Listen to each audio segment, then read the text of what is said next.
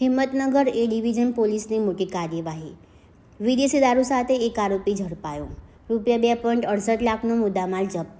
સાબરકાંઠા જિલ્લામાં પ્રોહિબિશન સંબંધિત ગુનાઓને નેસ્તનાબૂદ કરવા માટે પોલીસ દ્વારા કાર્યવાહી કરવામાં આવી રહી છે. નાયબ પોલીસ મહાનિરીક્ષક વિરેન્દ્રસિંહ યાદવ તથા પોલીસ અધિક્ષક ડોક્ટર પાર્થસિંહ ગોહિલના માર્ગદર્શન હેઠળ હિંમતનગર એ ડિવિઝન પોલીસે મહત્વપૂર્ણ કામગીરી સફળતા મેળવી છે.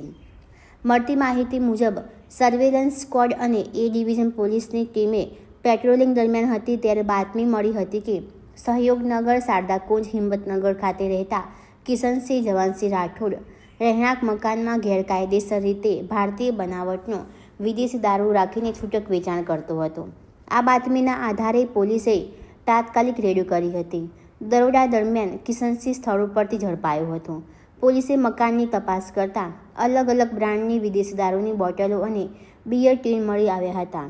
કુલ 382 નંગ દારૂ અને બિયર ટીનનો મુદ્દામાલ કબજે લેવામાં આવ્યો હતો, જેની અંદાજિત કિંમત ₹2,58,885 ગણવામાં આવી છે.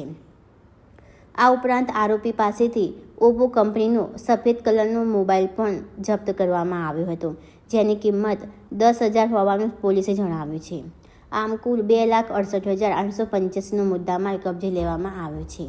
ઝડપાયેલા આરોપી તરીકે કિશનસિંહ જવાનસિંહ રાઠોડ, ઉંમર વર્ષ 25, મૂળ સડા ગામ અને હાલ શારદાકુંજ સહયોગનગર મોતીપુરા હિંમતનગરનો રહેવાસી હોવાનું સામે આવ્યું છે.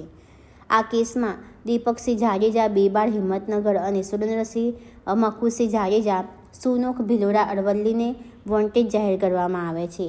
આ સમગ્ર કામગીરી NB વાઘેલા, AP માળી, ASI મોહમ્મદ સલીમ તથા પોલીસ સ્ટાફની ટીમે સફળતાપૂર્વક પાર પાડી હતી.